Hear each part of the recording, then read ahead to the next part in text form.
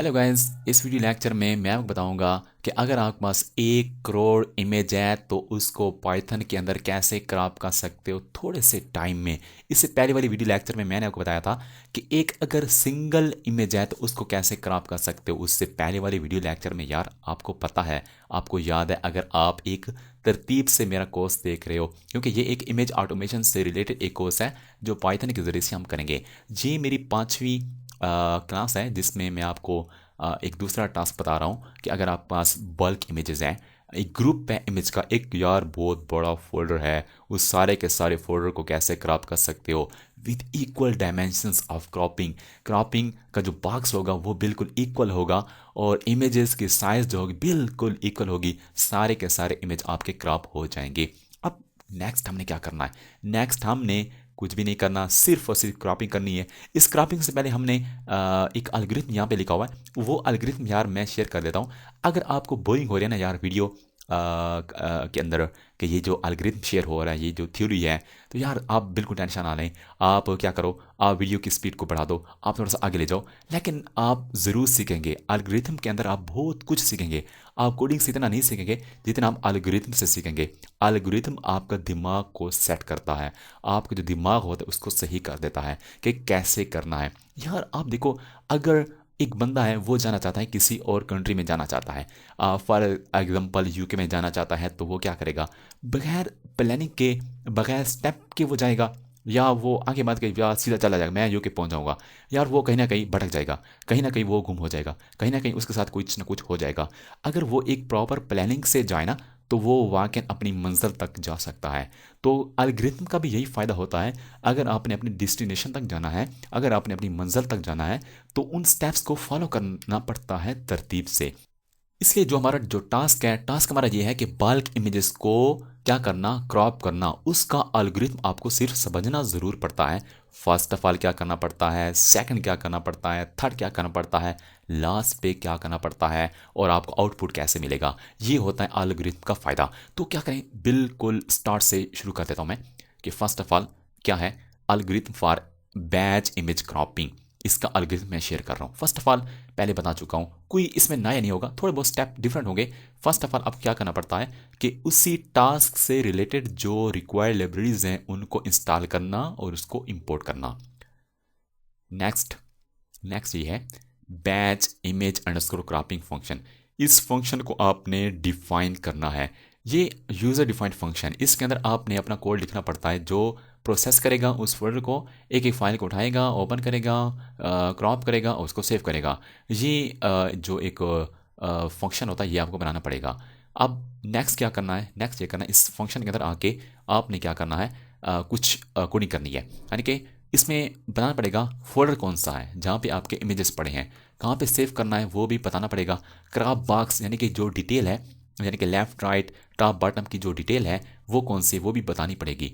यार आप ऐसा करो कि इससे पहले वाले वीडियो लेक्चर में मैंने बताया था कि बल्क इमेज को कैसे रिसाइज कर सकते हो, वो और ये बिल्कुल सिमिलर है।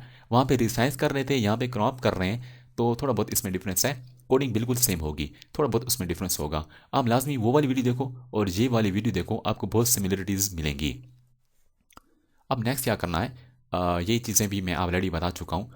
नेक्स्ट हमारे पास जो थर्ड स्टेप है वो ये है कि उसी फोल्डर के अंदर आके हर फाइल्स को इटीरेट करना है। इटीरेट करने के बाद उस फाइल के ऊपर हम क्रॉपिंग अप्लाई करेंगे और उसको सेव करेंगे। आप लूप करेंगे, उसके बाद नेक्स्ट क्या है कि ईच इमेज, हर जो इमेज होगा उसके ऊपर प्रोसेस करेंगे। आप कैसे प्रोसेस करेंगे, उस इनपुट फोल्डर के अंदर जाएंगे, इमेज को उठाएंगे, ओपन करेंगे, उसके ऊपर क्रॉपिंग अप्लाई करेंगे, उसको अपनी डेस्टिनेशन में सेव कर लेंगे। अब नेक्स्ट हमने क्या करना पड़ेगा, ये सारा काम हमने करना है, उसको आरजीबी में कन्वर्ट करेंगे अगर नीड होगी। तो ये हम सब कुछ पढ़ चुके हैं। जब कोडिंग में आएंगे तो आपका कंसेप्ट बिल्कुल एकदम शफाफ और क्लियर हो जाएगा। अब नेक्स्ट आपको लास्ट पे सेव करना पड़ेगा इमेज को। अब नेक्स्ट क्या है, बिल्कुल लास्ट पे क्या है, लास्ट पे ये है कि आपने बताना है कि इनपुट फोल्डर कहाँ पे पड़ा है, आउटपुट फोल्डर कहाँ पे पड़ा है, और क्रॉप बॉक्स की जो डिटेल है वो कौन सी है, यानी कि लेफ्ट राइट टॉप बटन के बारे में आपको बताना पड़ेगा। उसके बाद फंक्शन को जब आप कॉल करेंगे ना, batch underscore image underscore cropping, ये फंक्शन जब कॉल होगा ना, इस फंक्शन को आप ये पैरामीटर्स की वैल्यू देंगे, यानी कि इनपुट बारे बताएंगे, आउटपुट के बारे में बताएंगे और क्राप बॉक्स की जो डिटेल है वो देंगे। यानी कि 3 चीज़ें ये लेगा ना, ये फंक्शन लेगा एज ए पैरामीटर, क्योंकि इसने यहाँ पे यूज़ करनी है, यहाँ पे इसने ये डिटेल यूज़ करनी है, इनपुट फोल्डर, आउटपुट फोल्डर और क्राप बॉक्स फोल्डर, ये डिटेल इसने यूज़ करनी है। यार इतना सा अलगोरिथम था, आपने फर्स्ट ऑफ ऑल क्या करना है, सेकंड क्या करना है, थर्ड क्या करना है, वो सब कुछ मैंने आपको बता दिया है। फर्स्ट ऑफ ऑल आपको लाइब्रेरीज को इंस्टॉल करना है, इंपोर्ट करना है, उसके बाद एक फंक्शन बनाना है। फंक्शन 3 पैरामीटर लेगा, इनपुट फोल्डर लेगा, आउटपुट फोल्डर लेगा, उसके बाद क्रॉप बॉक्स की डिटेल लेगा। उसके बाद हमने क्या करना है, एक लूप चलानी है। लूप क्या करेगी हमारी, लूप से हमें क्या फ़ायदा होगा, लूप से ये फ़ायदा होगा कि लूप हमारी इनपुट फोल्डर के अंदर जाएगी, हर फाइल को पकड़ेगी, उसके ऊपर क्रॉप बॉक्स अप्लाई करेगा और उसको सेव कर देगा अपनी लोकेशन पे। एंड पे हमने क्या करना पड़ता है, उस फंक्शन को हमने कॉल करना पड़ता है, यानी कि batch underscore image underscore cropping जो फंक्शन बनाया है इसको कॉल करेंगे और इसको 3 वैल्यूज़ देंगे, इनपुट फोल्डर, आउटपुट फोल्डर और क्रॉप बॉक्स फोल्डर की डिटेल हमने देनी पड़ेगी। चलिए हम जाते हैं वीएस कोड में और प्रैक्टिकल ये कैसे काम करेगा। वीएस कोड में फर्स्ट ऑफ ऑल मैं करता हूँ, फाइल क्रिएट कर लेता हूँ न्यू, और इसको मैं सेव करता हूँ और फाइल का नाम होगा 05 और बैच इमेज क्रॉपिंग .py। अब फर्स्ट ऑफ ऑल आप लाइब्रेरीज को इंपोर्ट करते हैं। फर्स्ट ऑफ ऑल ये आपको इंस्टॉल करनी पड़ेगी पिल, और इसको इंस्टॉल करने की ज़रूरत नहीं होती। अब नेक्स्ट हमने क्या करना है, लाइब्रेरीज को इंपोर्ट करने के बाद नेक्स्ट क्या करना है, नेक्स्ट आपने फंक्शन को क्रिएट करना है। फंक्शन आपका क्रिएट हो चुका है, batch underscore image underscore cropping. ये जो फंक्शन है ये 3 चीज़ें लेगा, इनपुट फोल्डर, आउटपुट फोल्डर और क्रॉप बॉक्स की डिटेल लेगा। अब ये पहले हम पढ़ चुके हैं, ये तीसरे ऑटोमेशन में पढ़ चुके हैं, batch underscore image underscore resizing, यानी कि ये वही चीज़ है, 3 चीज़ें ले रहा था ना, ये भी वही 3 चीज़ें ले रहा है। अब अगर वो फोल्डर एग्जिस्ट नहीं होगा, आउटपुट फोल्डर जो डेस्टिनेशन है अगर आपने वो नहीं दी है, तो वो खुद ब खुद ये ऑपरेटिंग सिस्टम की जो मॉड्यूल है खुद ब खुद वो क्रिएट कर लेगा। बिल्कुल सेम चीज़ें हैं। नेक्स्ट यहाँ पे भी हम क्या कर रहे थे, एक एक फाइल के अंदर जा रहे थे, फॉर लूप अप्लाई कर रहे थे और हर इमेज को पकड़ के उसको क्या कर रहे थे, उसको रिसाइज कर रहे थे। इस तरीके से इसी कभी यही सीन होगा कि उसी फोल्डर के अंदर जाके, इनपुट फोल्डर के अंदर जाके हम क्या करेंगे, हर इमेज को पकड़ पकड़ के उनको क्रॉपिंग करते रहेंगे, क्रॉपिंग करते रहेंगे। क्रॉपिंग करने के बाद सेव भी साथ साथ करेंगे। आप कैसे करेंगे, ये डिटेल है, ये फॉर लूप है भाई। फॉर लूप के ज़रिए से आप क्या करोगे, उस फोल्डर में जाओगे। फर्स्ट ऑफ ऑल आप इस चीज़ को समझो, for file name in OS dot list dir. List dir का मतलब यह है कि उस डायरेक्टरी के अंदर उनको लिस्ट बना लो। इस लाइन का मकसद ये है कि हमने एक फॉर लूप चलाई है और हमारे पास जो एक फोल्डर है उसको हम इटरेट कर रहे हैं। इसी फोल्डर को इटरेट करने से मुराद ये है कि ये जो फोल्डर है इसके अंदर जो इमेजेस पड़े हैं, एक इमेज इस फाइल नेम के अंदर आ जाएगा, पहला इमेज आ जाएगा, उसको चेक किया जाएगा। अगर वो जो इमेज है उसका जो फाइल का जो नाम है एंड पे अगर इन एक्सटेंशन पे ख़त्म हो रहा है, यानी कि उसकी एक्सटेंशन अगर इन में से है, तो फिर क्या करो, उसका इनपुट पाथ सेट करो और आउटपुट पाथ सेट करो, क्योंकि वो इमेज वैलिड है। इनपुट पाथ को एडजस्ट करेगा और आउटपुट पाथ को एडजस्ट करेगा, यानी कि आउटपुट पाथ ये बना लेगा। अब ये क्या करेगा, नेक्स्ट यहाँ पे काम ख़त्म हो चुका है। उसके बाद हम इस लाइब्रेरी के पास आ जाएंगे। इमेज, ये जो क्लास है पिलो के अंदर जो इमेज की क्लास है, इसी का यूज़ करके हम उस इमेज को ओपन करेंगे। अब यानी कि एक एक इमेज को हम इटरेट कर रहे हैं और एक एक इमेज को हम ओपन कर रहे हैं। उस इमेज को हम क्रॉप करेंगे, उसके बाद उसको सेव करेंगे।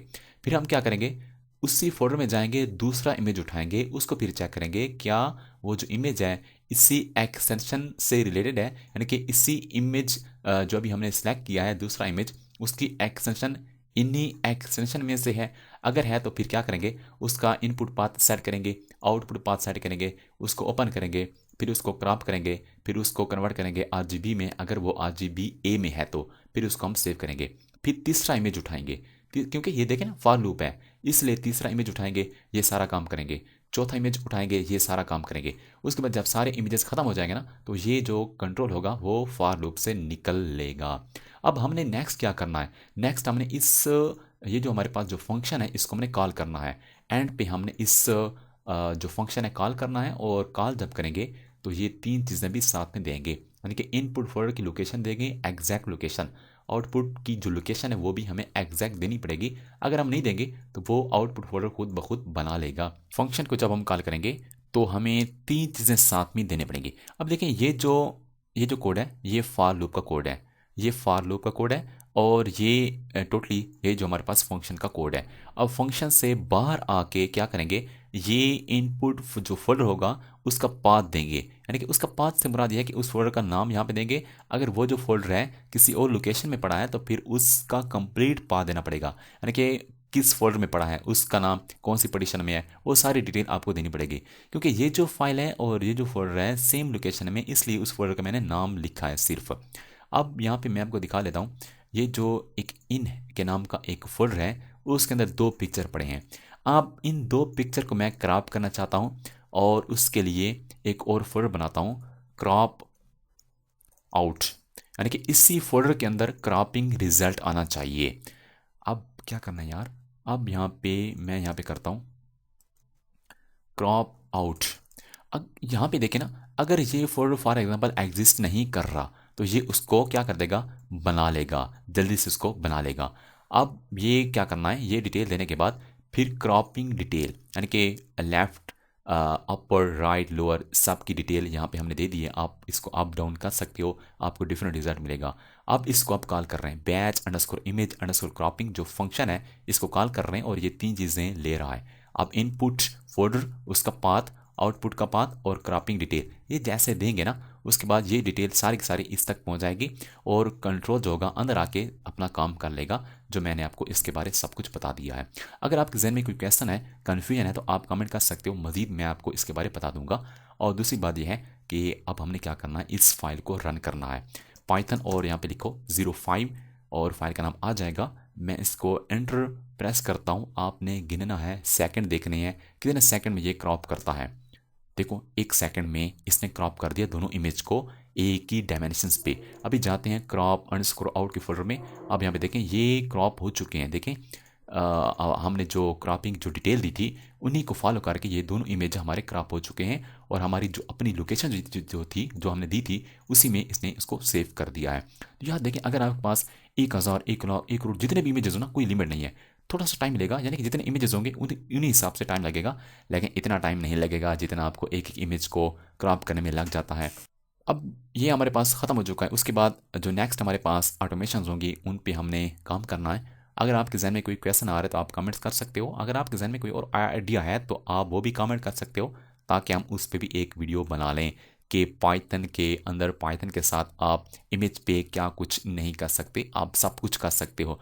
अब आपने क्या करना है, इस वीडियो को यार ज़रूर दूसरों के साथ शेयर करें, लाइक करें, कमेंट करें और हमारे चैनल को ज़रूर सब्सक्राइब करें। मिलते हैं नेक्स्ट वीडियो लेक्चर में।